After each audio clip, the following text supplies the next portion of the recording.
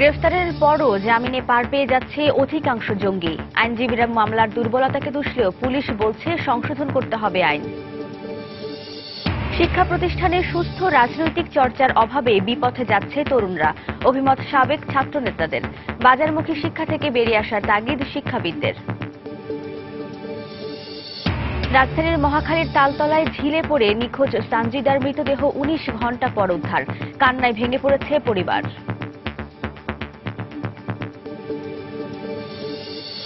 অভিবাসন বিরোধী হিসেবে পরিচিত থেরেসা মে নতুন ব্রিটিশ প্রধানমন্ত্রী হওয়ায় বাংলাদেশি কমিউনিটিতে মিশ্র প্রতিক্রিয়া। বড় ধরনের চ্যালেঞ্জের মুখে পড়বেন বলে অভিমত। এবং ইটভাটায় আধুনিক প্রযুক্তি, বনায়ন আর উন্নত ড্রেনেজ ব্যবস্থার কারণেই রাজশাহী পেয়েছে নির্মল বায়ুর নগরীর স্বীকৃতি। এই অর্জন ধরে রাখার তাগিদ পরিবেশবিদদের।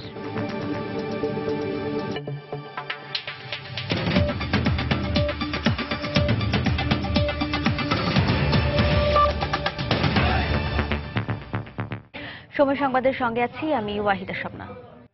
রাজধানীর মহাখালীর তালতলায় ঝিলে পড়ে নিখোঁজ সানজিদার মৃতদেহ ১৯ ঘণ্টা পর উদ্ধার করেছে ফায়ার সার্ভিস।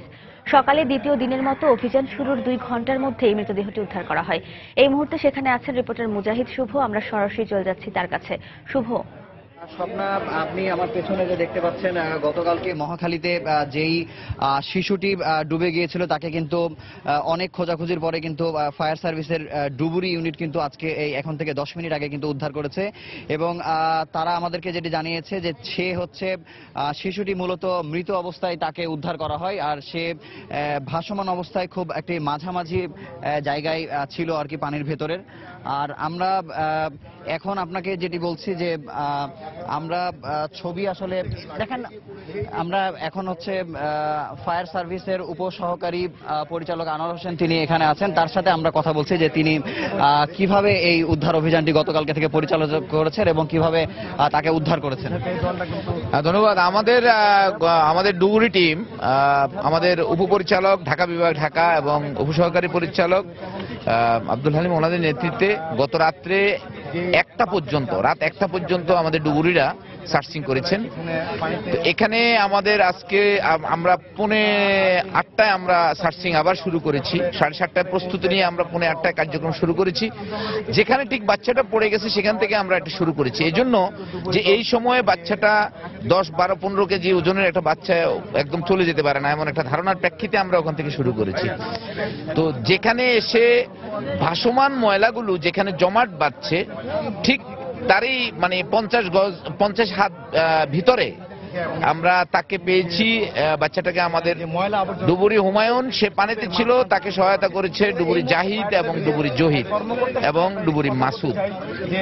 তো ওকে ঠিক পানির মাঝামাঝি পুরার সে বটমে পাওয়া যায়নি তাকে এবং উপরে ভেসে উঠে নাই।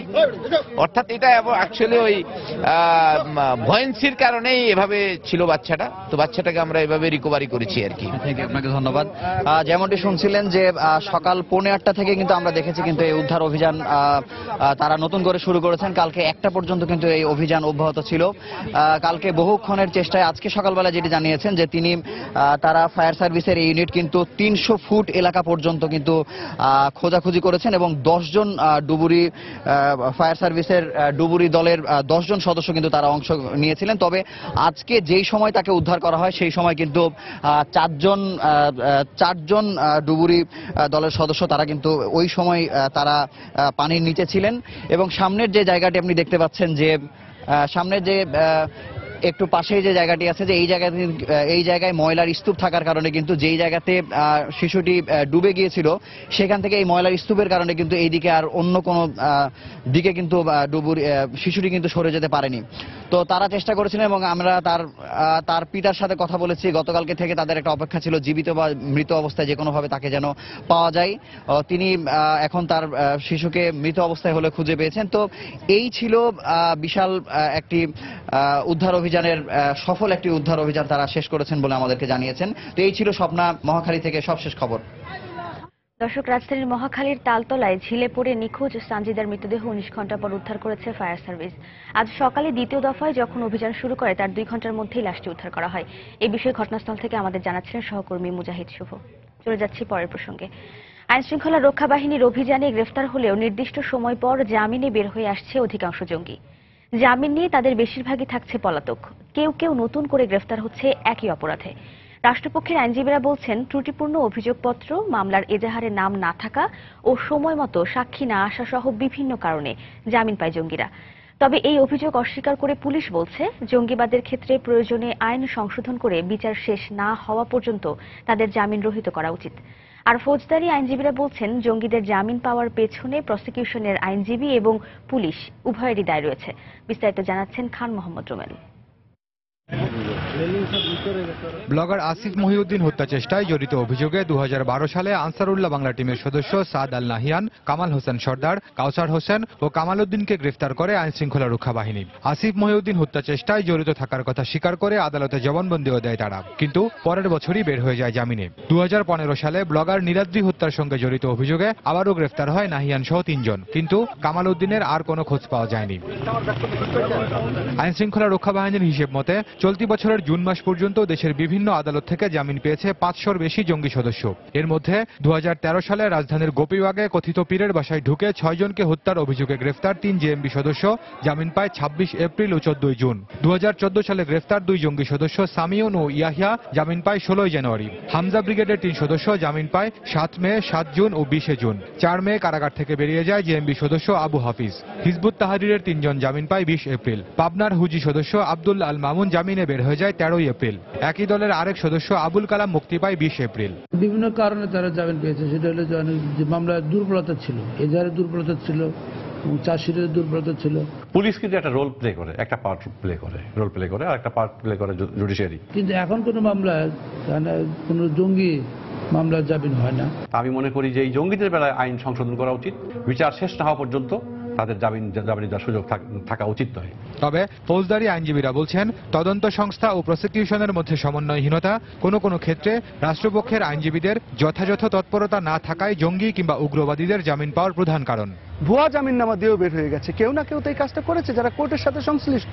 ডকুমেন্টারি এভিডেন্স এবং সার্কামস্টেন্সিয়াল এভিডেন্স ক্রিমিনাল মামলায় যেগুলো ইউজ করা হয়, সেই জিনিসগুলো রাষ্ট্রপক্ষ যদি সুন্দরভাবে উপস্থাপন করতে পারে, আসামি পক্ষের আইনজীবী যত ভালো আইনজীবী হোক, সে খুব বেশি সেভ করতে পারবে না। তিনি আরো বলেন, আসামির সাজা নিশ্চিত করা কিংবা খালাস পাওয়ার ব্যাপার নয়, রাষ্ট্রপক্ষ কিংবা আসামি পক্ষ উভয় আইনজীবীরই কাজ করা উচিত সত্য উদ্ঘাটনের জন্য।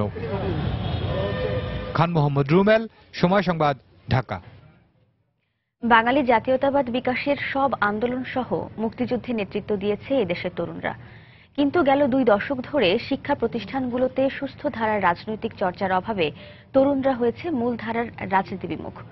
সাবেক ছাত্রনেতারা মনে করেন, এর সুযোগে তরুণদের ভুল পথে পরিচালিত করছে দেশ বিরোধীরা। শিক্ষাবিদরা বলছেন, বাজারমুখী শিক্ষা পদ্ধতি থেকে বেরিয়ে এসে শিক্ষাঙ্গনগুলোতে তরুণদের নেতৃত্ব বিকাশের পরিবেশ সৃষ্টি করতে হবে। 1 জুলাই রাজধানীর গুলশান কূটনৈতিক পাড়া। কম বয়সী তরুণদের নৃশংসতায় হতবাক পুরো বাংলাদেশ। জানা যায়, এরা সবাই বিভিন্ন কলেজ বিশ্ববিদ্যালয়ের ছাত্র। বেরিয়ে আসতে থাকে আরো ভয়াবহ সব তথ্য। দীর্ঘ হতে থাকে শিক্ষিত নিখোঁজ তরুণদের তালিকা। শিক্ষাবিদরা মনে করেন, আদর্শহীন, নেতৃত্বহীন, নৈতিকতা বিবর্জিত রাজনীতির চর্চা ক্রমেই মূলধারার রাজনীতি বিমুখ করেছে ছাত্রদের। সাবেক ছাত্রনেতারাও বলছেন, গত 2 দশকে ছাত্র রাজনীতি সহ সার্বিক রাজনীতিতে নৈতিকতার যে ধস নেমেছে, তারই সুযোগ নিয়েছে ষড়যন্ত্রকারীরা। তরুণদের বয়সটা কিন্তু, তোমাদের বয়সটা হচ্ছে এমনই যে একটা ভালো কিছু যদি করার উৎসাহ দেওয়া যায়, ভালো কিছু করবে। মন্দের দিকে ধাবিত করলে মন্দটাই করবে, কারণ কিছু করার জন্য এই বয়সের ছেলেমেয়েরা তৈরি থাকে। আমরা কি তাদের সামনে সেই উদাহরণ সৃষ্টি করতে পারছি? ছাত্র সমাজের মধ্যে যে বিভিন্ন আদর্শের যে চর্চা, সেই আদর্শের চর্চাটা অনেকাংশেই কমে গিয়েছে। ছাত্ররা ভোগবিলাসে মত্ত হচ্ছে, ছাত্ররা নগদ কিছু অর্জন করতে চায়। আমাদের ছাত্রদের অনেক প্রতিষ্ঠানে কিছু কিছু কর্মকাণ্ড থেকে খালি করা হয়েছে তাদের মাথাকে। একটি ছেলে তারুণ্যের প্রতি, সে তো প্রতি মুহূর্তে কিছু না কিছু নিতে চাবে, নতুন কিছু করতে চাবে, তখন যেটি তার কাছে এসেছে সেটি গ্রহণ করেছে, সেটি চরম পর্যায়ে গিয়েছে। তরুণদের বিপথগামিতা রোধে ছাত্র রাজনীতিতে সুস্থ ধারা ফিরিয়ে আনার বিকল্প নেই বলে মনে করেন সাবেক ছাত্রনেতা ও শিক্ষাবিদ। সে যদি তার মূল ধারায় যুক্ত থাকে কখনোই এই জঙ্গিবাদ এবং সন্ত্রাস হতে পারে না। এখন সবগুলি দলকে একটা সদিচ্ছার জায়গাতে আসতে হবে যে আমরা ছাত্র রাজনীতিকে সুস্থ ধারায় প্রত্যাবর্তনের জন্য তাদের উপর আমাদের নিয়ন্ত্রণ সম্পূর্ণ আমরা বাদ দিতে হবে, আর তাদেরকে ছেড়ে দিতে হবে মেধার কাছে, জ্ঞানের কাছে, মননের কাছে। তারা মনে করেন বাজারমুখী শিক্ষা আর সার্টিফিকেট নির্ভর শিক্ষা পদ্ধতি থেকে বেরিয়ে এসে মানবিক মূল্যবোধ বিকাশী হওয়া উচিত শিক্ষার লক্ষ্য। আর এজন্য তরুণদের নেতৃত্বে সামাজিক সাংস্কৃতিক কার্যক্রম বাড়ানোর বিকল্প নেই। পারমিতা হিম, সময় সংবাদ, ঢাকা।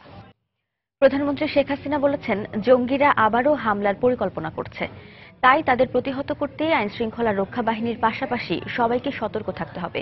গতকাল গণভবন থেকে সিলেট, চট্টগ্রাম, বরিশাল ও খুলনা বিভাগের মাঠ পর্যায়ে জঙ্গি ও সন্ত্রাসবাদ বিরোধী ভিডিও কনফারেন্সে এসব কথা বলেন প্রধানমন্ত্রী। যুদ্ধাপরাধীদের পরিবারগুলো এসব হামলায় প্ররোচনা দিচ্ছে উল্লেখ করে তিনি আরও বলেন, বাংলার মাটিতে ইসলামের অবমাননা কোনো মতেই সহ্য করা হবে না। সম্প্রতি দেশে ঘটে যাওয়া জঙ্গি হামলার পর থেকে সন্ত্রাসবাদের বিরুদ্ধে জনগণকে সোচ্চার করতে তৎপরতা বাড়িয়েছে সরকার। আর এরই ধারাবাহিকতায় গত দুদিন ধরে দেশের প্রায় সবকটি জেলায় আইন শৃঙ্খলা রক্ষা বাহিনী সহ সর্বস্তরের জনগণকে জঙ্গিবাদ প্রতিরোধে সক্রিয় করতে ভিডিও কনফারেন্স করলেন সরকার প্রধান শেখ হাসিনা। বুধবার দুপুরের পর দেশের 4টি বিভাগের প্রায় 32টি জেলায় ভিডিও কনফারেন্সে কথা বলেন শেখ হাসিনা। মাঠ পর্যায়ের বেশ কিছু পরামর্শ মনোযোগ দিয়ে শোনেন তিনি। প্রধানমন্ত্রী বলেন, সন্ত্রাসবাদী গোষ্ঠীরা আবারও হামলার পায়তারা করছে। তাই আইন শৃঙ্খলা রক্ষাকারী বাহিনীর মতো করেই সজাগ থাকতে হবে সবাইকে। যে সমস্ত যুদ্ধাপরাধীদের আমরা বিচার করেছি, তাদের পরিবার পরিজনরা আছে, এরা কিন্তু থেমে নাই, তারাও কিন্তু ষড়যন্ত্রে লিপ্ত। যেমন অপপ্রচার তারা চালাচ্ছে, জঙ্গিদের বা সন্ত্রাসী কর্মকাণ্ডে তারা মদত দিচ্ছে, এবং এদেরও আর্থিক সহায়তা, প্ররোচনা বা পরিকল্পনা রয়েছে যে হয়তো দেখা যাবে একই সাথে 7-8টি জেলায় তারা বিভিন্ন গুরুত্বপূর্ণ জায়গায় তারা আক্রমণ চালাতে পারে। বিভিন্ন ক্ষেত্রেই কিন্তু তাদের আক্রমণ চালাবার একটা পরিকল্পনা রয়েছে। এই বিষয়গুলি সম্পর্কে আমি দেশবাসীকে আরো সচেতন করতে চাই। জঙ্গিবাদী কর্মকাণ্ডের মাধ্যমে ইসলামকে হেয় প্রতিপন্ন করা হচ্ছে উল্লেখ করে তিনি আরো বলেন, এলাকায় নতুন কোনো ব্যক্তির গতিবিধি সন্দেহজনক মনে হলে ব্যবস্থা নিতে হবে।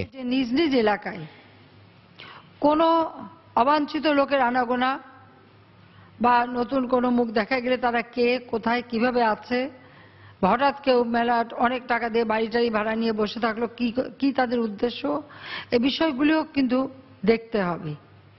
অর্থাৎ সকলকে এই প্রতিজ্ঞা নিতে হবে যে বাংলার মাটিতে জঙ্গি সন্ত্রাসীদের কোনো ঠাঁই হবে না। ইসলাম ধর্মকে অবমাননা করে এ ধরনের কোনো কর্মকাণ্ড বরদাস্ত করা হবে না। এছাড়াও ৭১-এর মতো করেই জঙ্গিবাদ নির্মূলে সর্বস্তরের নাগরিকদের ঐক্যবদ্ধ থাকার আহ্বান জানান প্রধানমন্ত্রী শেখ হাসিনা। ঠিক যেভাবে 1971 সালে মুক্তিযুদ্ধের চেতনা নিয়ে ঐক্যবদ্ধ হয়ে আমরা বিজয় অর্জন করেছি, এই সন্ত্রাস জঙ্গিবাদ প্রতিরোধ করেও আমরা শান্তির পথে অবশ্যই বিজয় অর্জন করে প্রগতির পথে আমরা এগিয়ে যাব। দেবাশিস রায়, সময় সংবাদ, ঢাকা। যুদ্ধাপরাধীদের নামে বরাদ্দ করা প্লট বাতিল করেছে সরকার। গতকাল সচিবালয়ে এক চুক্তি সই অনুষ্ঠানে একথা জানান গৃহায়ন ও গণপূর্তমন্ত্রী ইঞ্জিনিয়ার মোশাররফ হোসেন। রাজুকের অ্যাপার্টমেন্ট প্রকল্পের ফ্ল্যাট গ্রহীতাদের জন্য স্বল্প সুদের ঋণ সুবিধা চালু হয়েছে বলেও জানান ইঞ্জিনিয়ার মোশাররফ। যুদ্ধাপরাধীদের যেটা প্লট দেওয়া হয়েছে এগুলো বাতিল করা হয়েছে, এবং কোনো যুদ্ধ অপরাধী, একটা আমি নাম বলবো না, একজন যুদ্ধাপরাধী সে ডেভেলপারকে দিছে। এখন ডেভেলপার তো কোনো দোষ নেই, তো ডেভেলপারের অংশটা ডেভেলপার নিয়ে নেবে আর বাকি অংশটা আমরা নিয়ে নেব। যাদের নামে আছে সবগুলো আমরা নিয়ে নিচ্ছি, আমরা ক্যান্সেল করা হয়েছে। বেগম খালেদা জিয়ার ঐক্যের ডাক উপেক্ষা করার মধ্য দিয়ে জাতির আশা আকাঙ্ক্ষাকে সরকার উপেক্ষা করেছে বলে মন্তব্য করেছেন দলটির মহাসচিব মির্জা ফখরুল ইসলাম আলমগীর। গতরাতে বিএনপি চেয়ারপারসনের গুলশান কার্যালয়ে 20 দলীয় জোটের নেতাদের সাথে বৈঠক শেষে তিনি এ মন্তব্য করেন। গতকাল রাত 8:15 বিএনপি চেয়ারপারসনের গুলশান কার্যালয়ে শুরু হয় এই বৈঠক। এতে যোগ দেন জামাত ইসলামী সহ ২০ দলীয় জোটের শরিক দলগুলোর শীর্ষস্থানীয় নেতারা। বৈঠকে সমন্বয়কের দায়িত্ব পালন করেন বিএনপির মহাসচিব মির্জা ফখরুল ইসলাম আলমগীর। পরে বিএনপির স্থায়ী কমিটির ও সিনিয়র নেতাদের সঙ্গে বৈঠক করেন বেগম জিয়া। এ সময় সমসাময়িক রাজনৈতিক পরিস্থিতি নিয়ে আলোচনা হয়। পাশাপাশি সরকার বিরোধী আন্দোলনের কৌশল নিয়েও কথা বলেন নেতারা। ২০ দল দেশনেত্রী বেগম খালেদা জিয়া একটি সংবাদ সম্মেলনের মধ্য দিয়ে সন্ত্রাস এবং উগ্রবাদের বিরুদ্ধে যে জাতীয় ঐক্যের আহ্বান জানিয়েছেন তাকে অভিনন্দন জানিয়েছেন এবং এই আহ্বানের প্রতি পূর্ণ সমর্থন জানিয়েছেন। 14 দলের নেতৃবৃন্দ এবং আওয়ামী লীগের কিছু ঊর্ধ্বতন নেতৃবৃন্দ তারা দেশনেত্রীর এই আহ্বানকে উপেক্ষা করে প্রকৃতপক্ষে জাতির আশা আকাঙ্ক্ষাকে উপেক্ষা করেছেন। তারা জাতিকে বিভক্ত করতে চাইছেন এবং জাতিকে আরো গভীর সংকটে ফেলতে চাচ্ছেন। সময় সংবাদে আরো থাকছে। কক্সবাজারের টেকনাফে ডাকাতদের 2 গ্রুপের গোলাগুলিতে 2 জন নিহত। ঘটনাস্থল থেকে অস্ত্র ও গুলি উদ্ধার। গুলশানে সন্ত্রাসী হামলার ঘটনায় বাংলাদেশের ভাবমূর্তি ক্ষুণ্ণ হয়নি বলে দাবি করেছেন পররাষ্ট্রমন্ত্রী আবুল হাসান মাহমুদ আলী। সন্ত্রাস ও জঙ্গিবাদের বিরুদ্ধে জাতীয় স্বার্থ অক্ষুণ্ণ রেখে বন্ধুপ্রতিম দেশগুলোর সহযোগিতা নেওয়া হবে বলেও জানান তিনি। মঙ্গোলিয়ায় প্রধানমন্ত্রী শেখ হাসিনার আসেম সম্মেলনে যোগদান উপলক্ষে গতকাল মন্ত্রণালয়ের সংবাদ সম্মেলনে একথা বলেন মন্ত্রী। গুলশানের হামলায় 17 বিদেশি নাগরিক সহ 20 জন জিম্মির মৃত্যুর ঘটনা বাংলাদেশের পাশাপাশি শঙ্কিত করে তোলে বিশ্ব সম্প্রদায়কেও। এরপরই বৈশ্বিক সন্ত্রাসবাদের বিরুদ্ধে সরকারকে সহযোগিতার প্রস্তাব দেয় বেশ কটি রাষ্ট্র। 2 দিনের সফরে ঢাকা এসে দফায় দফায় বৈঠকে সরকারের শীর্ষ মহলকে নিজেদের আগ্রহের কথা জানান মার্কিন সহকারী পররাষ্ট্রমন্ত্রী নিশা দেশাই বিশোয়ালো। মাননীয় প্রধানমন্ত্রী, আগামী 15 জুলাই 53 দেশের জোট এশিয়া ইউরোপ মিটিং আসেম সম্মেলনে যোগ দিতে যাচ্ছেন প্রধানমন্ত্রী শেখ হাসিনা। 2 দিনের এই সফরে রাশিয়া, জাপান, ভারত, ইটালি সহ 9টি দেশের প্রতিনিধিদের সাথে সাইডলাইন বৈঠক করবেন তিনি। যোগ দেবেন সন্ত্রাসবাদের বিরুদ্ধে জাপানের প্রধানমন্ত্রীর উদ্যোগে আয়োজিত বিশেষ বৈঠকেও। জাপানের প্রধানমন্ত্রী শিনজো আবে তিনি একটা উদ্যোগ গ্রহণ করেছেন এবং সেখানে বেশ কয়েকটা দেশকে তিনি আমন্ত্রণ জানিয়েছেন এবং আমাদের মাননীয় প্রধানমন্ত্রীকে তিনি এই সভাটা যৌথভাবে সভাপতিত্ব করার জন্য তিনি আমন্ত্রণ জানিয়েছেন এবং মাননীয় প্রধানমন্ত্রী এটা গ্রহণ করেছেন। আন্তর্জাতিকভাবে আমরা অবশ্যই টেকনোলজি এবং ট্রেনিং আমরা দুটোই সুযোগ গ্রহণ করব।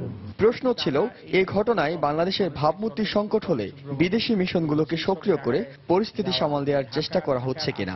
আমি ব্যর্থহীনভাবে বলতে চাই, আমরা মনে করি না যে কোনোভাবে বাংলাদেশের ভাবমূর্তি ক্ষতিগ্রস্ত হয়েছে। পৃথিবীর সকল মিশনের প্রতিনিধিদেরকে, তাদের কাউন্টারপার্টদেরকে তাদের ফরেন অ্যাফেয়ার্স মিনিস্ট্রিতে সার্বক্ষণিকভাবে বাংলাদেশের এই 1 জুলাইয়ের পরবর্তী ঘটনা প্রবাহ সার্বক্ষণিকভাবে ওয়াকিবহাল করার জন্য বলা হয়েছে। এছাড়া আসেম সম্মেলনে এশিয়া ও ইউরোপের উন্নয়ন, সন্ত্রাসবাদ বিরোধী অভিযান, অভিবাসন সংকট মোকাবেলা, কানেক্টিভিটি সহ বিভিন্ন আঞ্চলিক ও আন্তর্জাতিক বিষয়সমূহ আলোচনায় উঠে আসবে বলে জানানো হয়। দেখবেন, চোখ কান খোলা রাখলেই দেখতে পাবেন। এহসান জুয়েল, সময় সংবাদ, ঢাকা।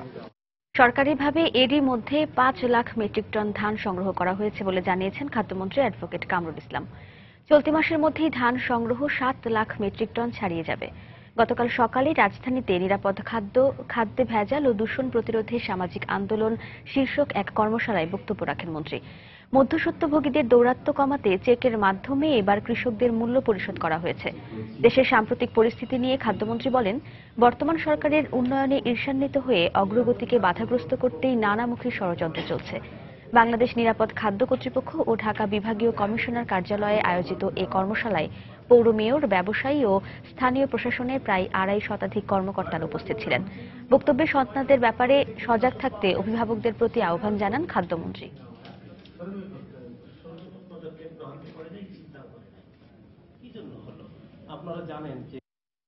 খাদ্য মন্ত্রণালয়ে এইবার প্রথম আমরা 7 লক্ষ মেট্রিক টন আমরা ধান সংগ্রহ করছি। অতীতে বাংলাদেশে কোনো সময় এরকম ধান সংগ্রহ হয় নাই। 930 টাকা করে কৃষকরা মূল্য পাচ্ছেন এবং কৃষকদের অ্যাকাউন্টে চেকের মাধ্যমে পরিশোধ করা হচ্ছে, যাতে মধ্যস্বত্বভোগী বা কেউ যাতে এই সুযোগটা গ্রহণ করতে না পারেন, যার জন্য অ্যাকাউন্ট পে চেকে দেওয়া হচ্ছে। তৃতীয় ষড়যন্ত্রকারীর আজকে ঈর্ষার পাত্র আজকে মাননীয় প্রধানমন্ত্রী জননেত্রী শেখ হাসিনা, যেহেতু তিনি আজকে পৃথিবীতে অন্যতম একজন বিশ্ববরেণ্য নেতা হিসেবে নিজের স্থান করে নিয়েছেন, যার ফলে বিশ্ব আজকে অনেকেই এই কুচক্রী মহল বা আন্তর্জাতিক একটি ষড়যন্ত্রকারী মহল আমাদেরকে ঈর্ষার চোখে দেখেন, যার ফলে এই বাংলাদেশকে ধ্বংসের জন্য আজকে ষড়যন্ত্র অনেক সময় বিভিন্ন সময় ষড়যন্ত্র হয়। আজকেও ষড়যন্ত্র হচ্ছে, আজকে এই জঙ্গি কর্মকাণ্ড বাংলাদেশকে ধ্বংস করার জন্য একটা ষড়যন্ত্র। সময় সংবাদে আরো থাকছে। বরগুনার তালতলিতে বেড়িবাঁধ সংস্কার কাজে নানা অনিয়মের অভিযোগ, সুফল না পাওয়ার আশঙ্কা এলাকাবাসীর, ত্রুটি মেরামতের আশ্বাস পানি উন্নয়ন বোর্ডের। কক্সবাজারের টেকনাফে ডাকাতদের 2 গ্রুপের গোলাগুলিতে 2 জন নিহত হয়েছেন। ঘটনাস্থল থেকে অস্ত্র ও গুলি উদ্ধার করা হয়েছে। পুলিশ জানায়, গতকাল মধ্যরাতে আধিপত্য বিস্তারকে কেন্দ্র করে টেকনাফের 14 নম্বর ব্রিজের পাশে পাহাড়ি এলাকায় ডাকাত সর্দার আব্দুল হাকিম ও নুরুল হাকিমের লোকজনের মধ্যে গোলাগুলি হয়। খবর পেয়ে পুলিশ ঘটনাস্থলে পৌঁছে 2 জনের লাশ উদ্ধার করে কক্সবাজার সদর হাসপাতালের মর্গে পাঠায়। এ সময় ঘটনাস্থল থেকে একটি বন্দুক, একটি এলজি ও 1 রাউন্ড কার্তুজ উদ্ধার করা হয়। এদিকে অন্যান্যদের আটকে অভিযান চলছে বলে জানিয়েছে পুলিশ।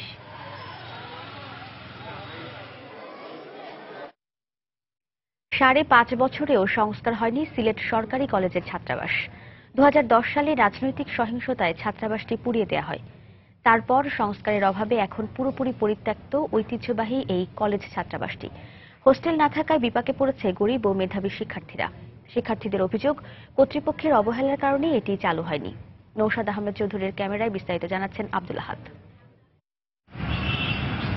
2010 সালের 18 ফেব্রুয়ারি তুচ্ছ ঘটনাকে কেন্দ্র করে কলেজ মাঠে ছাত্রলীগ ও শিবিরের মধ্যে সংঘর্ষ বাধে। তারপর ছাত্রলীগ কর্মীরা ছাত্রাবাসটি দখলে নিতে ব্যাপক ভাঙচুর এবং অগ্নিসংযোগ করে। এরপর অনির্দিষ্টকালের জন্য এটি বন্ধ ঘোষণা করে কলেজ কর্তৃপক্ষ। এখনও বন্ধই আছে ছাত্রাবাসটি। এ অবস্থায় আবাসিক ব্যবস্থা না থাকায় গরিব ও মেধাবীদের শিক্ষা কার্যক্রম বাধাগ্রস্ত হচ্ছে।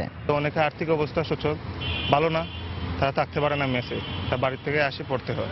অনেক দূর দূরান্ত থেকে এসে অনেক সময় ক্লাসও মিস হচ্ছে। বাবা মা ওনাকে কষ্ট করে টাকা দিচ্ছে, তারপরে মেস ভাড়া দিচ্ছে, তারপরে লেখাপড়া করছে। দীর্ঘদিন অব্যবহৃত থাকায় খসে পড়েছে ভবনের পলেস্তরা, ভেঙে গেছে দরজা জানালা, ফাটল দেখা দিয়েছে বিভিন্ন স্থানে। শিক্ষার্থীদের অভিযোগ, কলেজ কর্তৃপক্ষের অবহেলার কারণেই ছাত্রাবাসটির এমন দশা।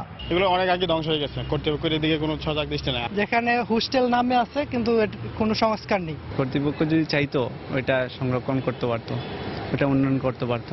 তবে আশার কথা হলো, নতুন অধ্যক্ষ দায়িত্ব নেয়ার পর ছাত্রাবাসটি সংস্কারে শুরু করেছেন দৌড়ঝাঁপ। সরকারের সংশ্লিষ্ট মহলে এই বিষয়টা নিয়ে কথা বলেছি।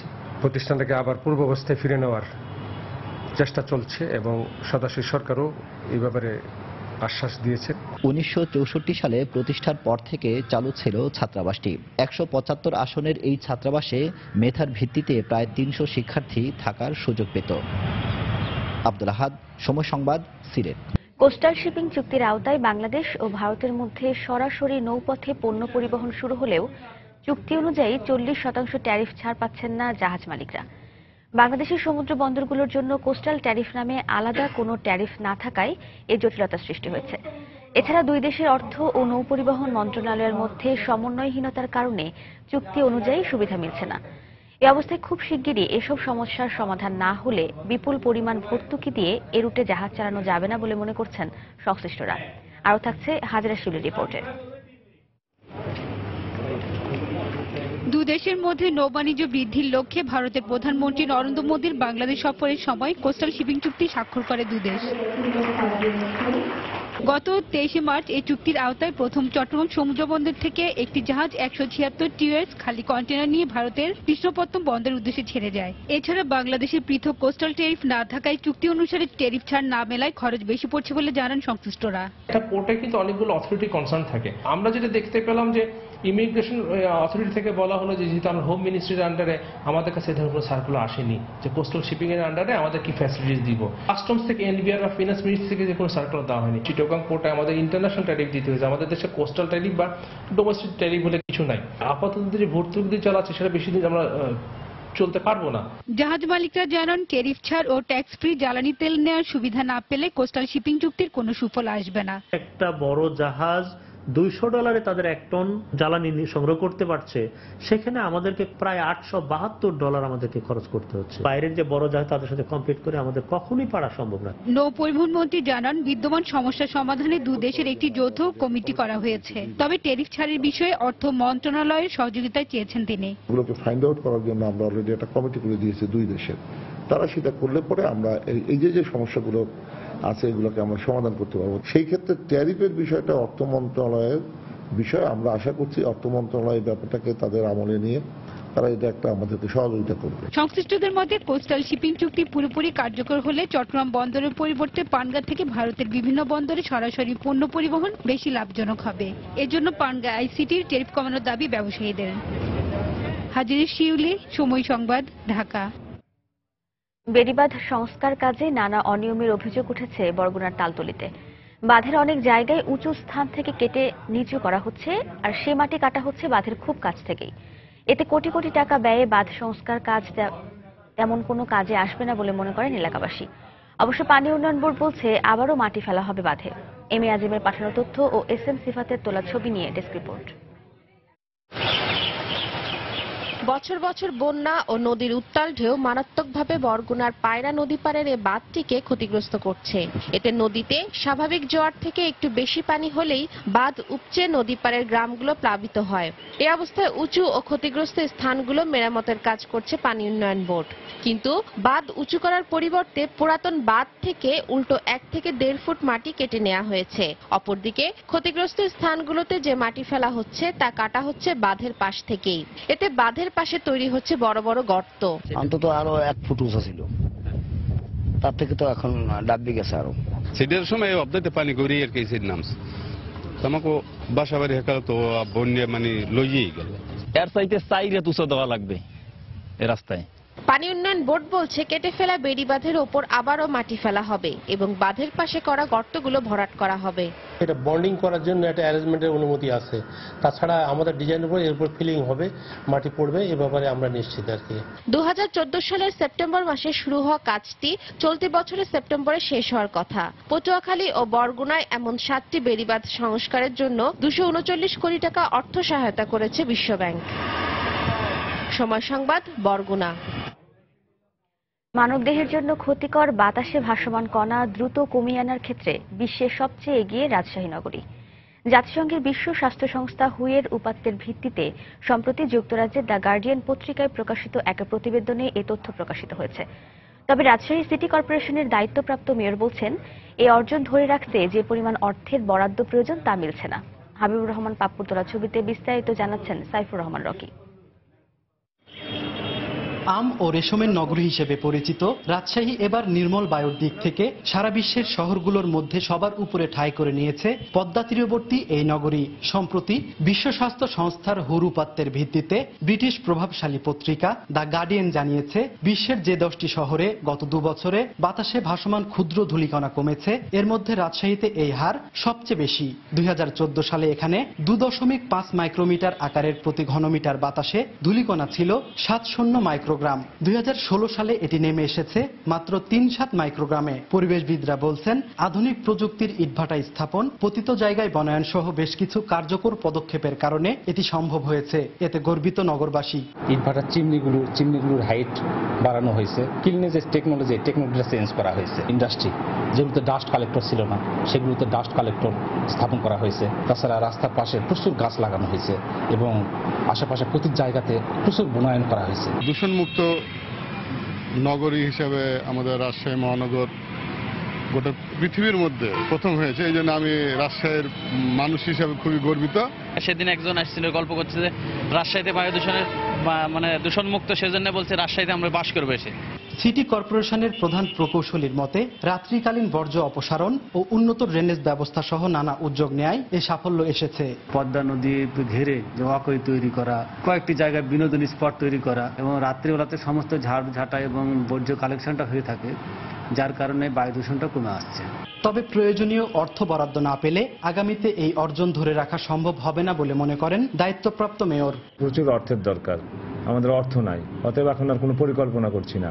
চিন্তা করছি এই অর্জনটা কিভাবে ধরে রাখবো, ধরে রাখাটাই মুশকিল। যদি পর্যাপ্ত পরিমাণ অর্থ পাই আমাদের চাহিদা অনুযায়ী, তাহলে অবশ্যই আমরা এর মাত্রাটা আরো সহনীয় পর্যায়ে করে নিয়ে আসবো। পরিবেশ বান্ধব নগরী গড়তে 2011 সাল থেকে জিরো সয়েল প্রকল্প বাস্তবায়ন করে আসছে রাজশাহী সিটি কর্পোরেশন। এ প্রকল্পের আওতায় 10 কিলোমিটার সড়ক দ্বীপ ছেয়ে দেওয়া হয়েছে নানা প্রজাতির সবুজ গাছগাছালিতে। সাইফুর রহমান রকি, সময় সংবাদ, রাজশাহী। যুক্তরাজ্যের নতুন প্রধানমন্ত্রী হিসেবে দায়িত্ব গ্রহণের পর জাতীয় স্বার্থে ব্রিটিশদের ঐক্যবদ্ধ হওয়ার আহ্বান জানিয়েছেন থেরেসা মে। বুধবার বিকেলে রানীর সঙ্গে দেখা করে প্রধানমন্ত্রীর দায়িত্ব গ্রহণ করেন তিনি। এরই মধ্যে তিনি মন্ত্রিসভায় গুরুত্বপূর্ণ কয়েকজন মন্ত্রীর নামও ঘোষণা করেছেন। ব্রেক্সিটের পক্ষে প্রচারণা চালানো লন্ডনের সাবেক মেয়র বরিস জনসনকে পররাষ্ট্রমন্ত্রী হিসেবে নিয়োগ দেওয়া হয়েছে। সাবেক পররাষ্ট্রমন্ত্রী ফিলিপ হ্যামন্ডকে করেছেন অর্থমন্ত্রী। স্বরাষ্ট্রমন্ত্রী হিসেবে সাবেক জ্বালানি মন্ত্রী অ্যাম্বার রাড, প্রতিরক্ষা মন্ত্রী হিসেবে মাইকেল ফ্যালন, আন্তর্জাতিক বাণিজ্য বিষয়ক মন্ত্রী হিসেবে লিয়াম ফক্স ও ইউরোপীয় ইউনিয়ন থেকে বেরিয়ে যাওয়ার প্রতিক্রিয়া সম্পন্ন করতে ব্রেক্সিট বিষয়ক মন্ত্রী হিসেবে ডেভিড ডাভিসকে নিয়োগ দেওয়া হয়েছে। শিগগিরই পূর্ণাঙ্গ মন্ত্রিসভা ঘোষণা করা হবে বলে আভাস দিয়েছে যুক্তরাজ্যের গণমাধ্যম। নতুন সরকার সমাজের সর্বস্তরের মানুষের জন্য কাজ করবে বলে জানিয়েছেন প্রধানমন্ত্রী থেরেসা মে।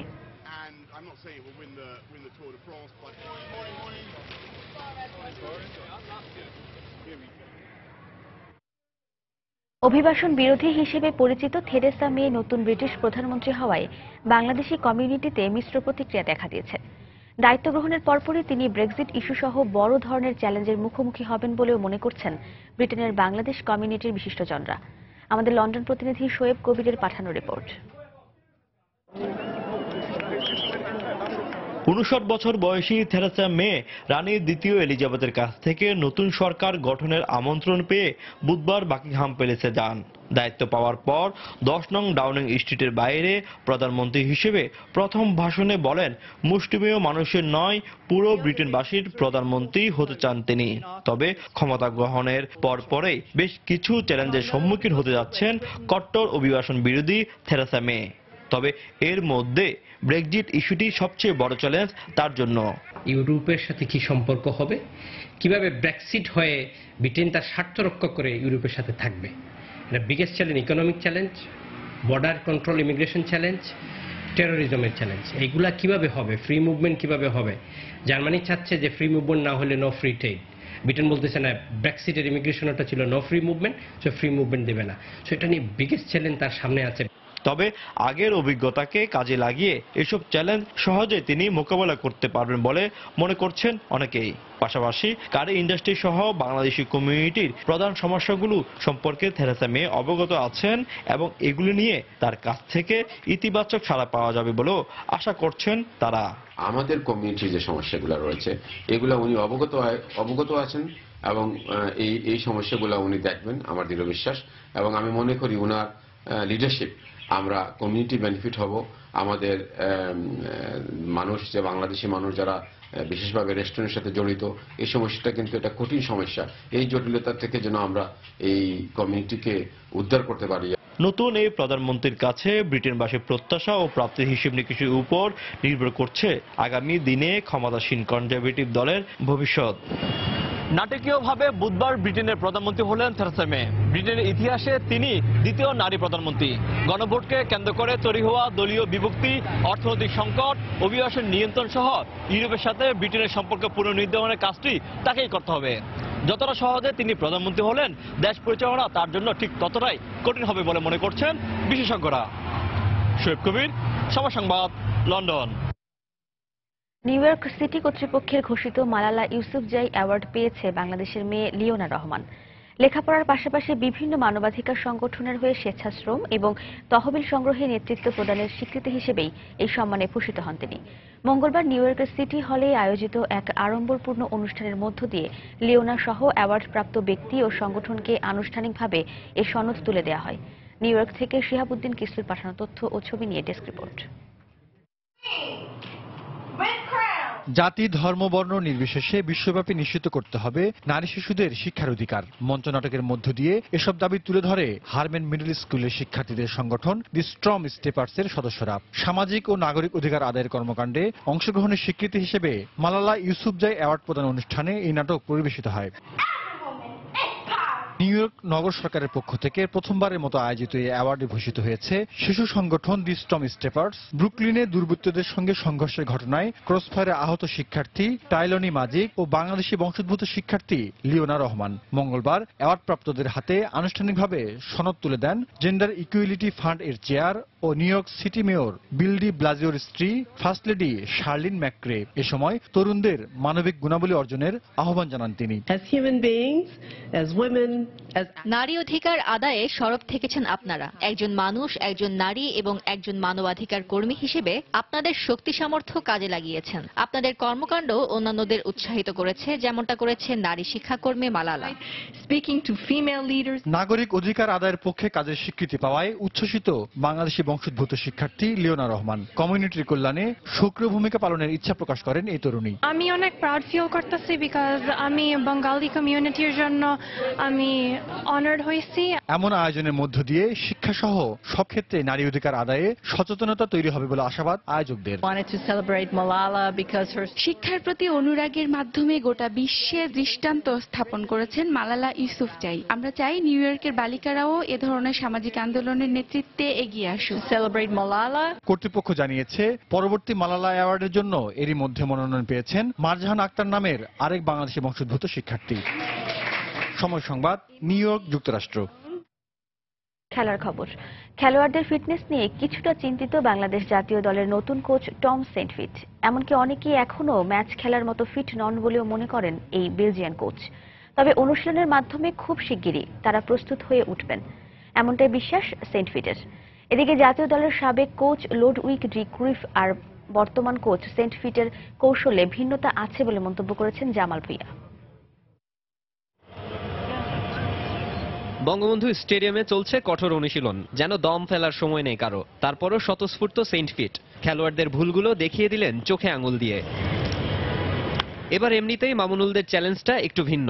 বিশ্বকাপ বাছাই পর্ব, সাফ বা বঙ্গবন্ধু গোল্ড কাপে জয় নামক শব্দটি ভুলতে বসা দলটির কাছে হতাশা এখন ক্লান্তিকর এক অনুভূতির নাম। তাই তাদের মাঝে যেন প্রাণচাঞ্চল্য ফিরিয়ে আনার বার্তা নিয়ে এসেছেন অভিজ্ঞ এই কোচ। তবে খেলোয়াড়দের ফিটনেস চিন্তায় ফেলেছে তাকে, যদিও মনে করেন অনুশীলনের মাধ্যমে গুছিয়ে উঠতে পারবে ছেলেরা। নাম উল্লেখ না করলেও অনেকের মধ্যে প্রশংসা করার মতো প্রতিভাও দেখেছেন সেন্টফিট।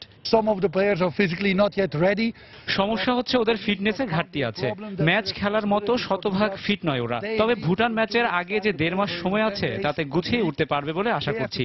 আর কারো কারো প্রতিভা ও ইতিবাচক মনোভাব নজরে পড়েছে আমার।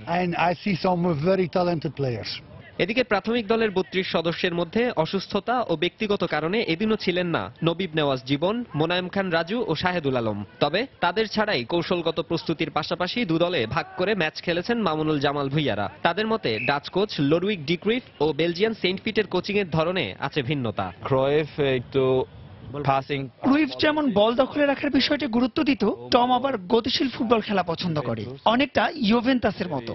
শুরুতে মানিয়ে নিতে একটু সমস্যা হয়েছে, তবে সময় আছে। ভুটানের বিপক্ষে হোম ম্যাচটাই বেশি গুরুত্ব দিচ্ছি আমরা। লাল সবুজের সেনানীদের ওপর বেলজিয়ান কোচের শানিত দৃষ্টি। 43 বছরের এই কোচের কাঁধেই ভর করে যে ভুটান জয়ের লক্ষ্য বাংলাদেশের। মাকসুম আলম খান, সময় সংবাদ, ঢাকা। এ পর্যায়ে শীর্ষ সংবাদ জানিয়ে দিচ্ছি আরেকবার। রাজধানীর মহাখালীর তালতলায় ঝিলে পড়ে নিখোঁজ সানজিদার বন্যায় ভেঙে পড়েছে পরিবার। গ্রেফতারের পরও জামিনে পার পেয়ে যাচ্ছে অধিকাংশ জঙ্গি। আইনজীবীরা মামলার দুর্বলতাকে দুষলেও পুলিশ বলছে সংশোধন করতে হবে আইন। শিক্ষা প্রতিষ্ঠানে সুস্থ রাজনৈতিক চর্চার অভাবেই বিপথে যাচ্ছে তরুণরা, অভিমত সাবেক ছাত্র নেতাদের। বাজারমুখী শিক্ষা থেকে বেরিয়ে আসার তাগিদ শিক্ষাবিদদের। অভিবাসন বিরোধী হিসেবে পরিচিত থেরেসা মে নতুন ব্রিটিশ প্রধানমন্ত্রী হওয়ায় বাংলাদেশি কমিউনিটিতে মিশ্র প্রতিক্রিয়া। বড় ধরনের চ্যালেঞ্জের মুখে পড়বেন বলে অভিমত। এবং ইটভাটায় আধুনিক প্রযুক্তি, বনায়ন আর উন্নত ড্রেনেজ ব্যবস্থার কারণেই রাজশাহী পেয়েছে নির্মল বায়ুর নগরীর স্বীকৃতি। এই অর্জন ধরে রাখার তাগিদ পরিবেশবিদদের। এই ছিল এখনকার মতো। যে কোনো খবর পেতে ভিজিট করুন সময়নিউজ.tv। যে কোনো বাংলা লিঙ্কের রবি ও সিটিসেল নম্বর থেকে সময় সংবাদের খবর, অনুষ্ঠান সম্পর্কে জানতে এবং যে কোনো তথ্য সময় সংবাদকে জানাতে ডায়াল করুন 16242 নম্বরে। এছাড়া এইমাত্র পাওয়া খবর আপনার মোবাইলে পেতে SMS করুন *SN লিখে পাঠিয়ে দিন 16242 নম্বরে। আর সঙ্গেই থাকুন সময়ের।